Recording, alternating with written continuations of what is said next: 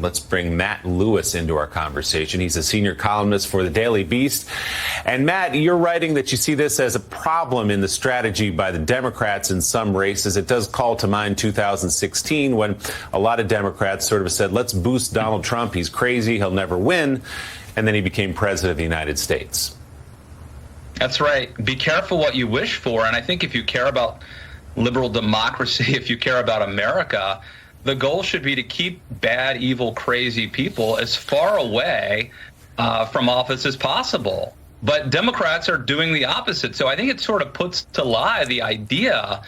It really, I would say it undermines the premise of the January 6th committee. If you truly believe that the illiberal right, MAGA, the nationalists, whatever you want to call them, if you truly believe that they are an existential threat, you would not be spending, in some cases, millions of dollars to boost those candidates. And look, Democrats will say, well, you know, these candidates have no chance to win. They're going to be easy. Well, you know, again, as you said, Willie, I mean, that's what they thought. That's what most people thought about Donald Trump. I'm not sure that we should be willing to bet the future on the brainiacs in the Democratic Party or the pollsters who just sometimes get things wrong. But the other point is, it's not just Meyer. I mean, it's horrible what's happening in Michigan, right? One of the few people who stood up to his own party and voted to impeach. Now his reward is being attacked by Democrats for it. But this is happening in a bunch of states: Maryland, Arizona, Pennsylvania, Illinois. So this is a trend. I think it's very damaging.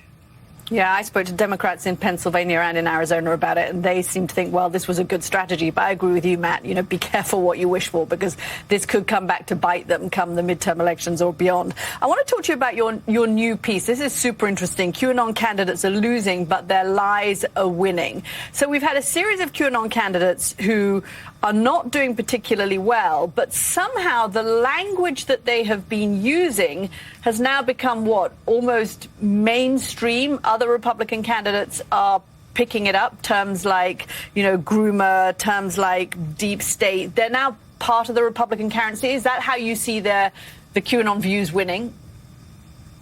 I think that's exactly right. And, you know, it's not a new thing. I mean, quite often there are, you know, martyrs, so to speak. In this case, they're political martyrs. These are candidates who are losing.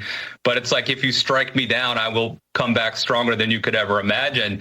I think that's happening with Q. A lot of the candidates, in fact, most of the candidates who are running, who are QAnon fans or even Q adjacent, are actually losing their primaries. And I think that obviously should be celebrated. Unfortunately, they may be losing that battle, but they're winning the larger war. Their ideas are spreading. They are catching on and being co-opted, I think, by mainstream Republicans. In some cases, I think that mainstream Republicans are becoming infected and believing the lies. And in other cases, I think it's really performative. But, you know, there's that Vonnegut quote, be careful who you pretend to be, because you will become who you pretend to be. This is actually very dangerous. And I mean, look, there's a long history of losing candidates winning. Pat Buchanan. I don't want to compare Pat to QAnon. Say what you will about Pat, but I don't know of anything he said that is close to Pizzagate.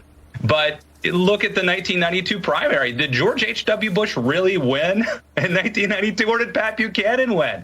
You could say the same thing about Barry Goldwater in 1964. He got crushed. He got 38% of the vote, but I think he probably won, certainly the future of the Republican Party. So I think this is something to be careful of and keep an eye on.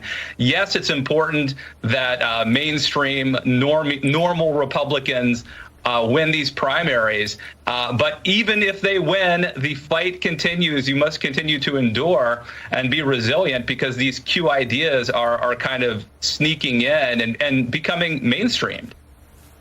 And as you write, once normal establishment Republicans, a lot of them pretending to be crazy to win the primary, and then to get into the general election, those ideas take hold. Senior columnist for the Daily Beast, Matt Lewis, great piece. We'll be reading it. Thanks so much. We appreciate it.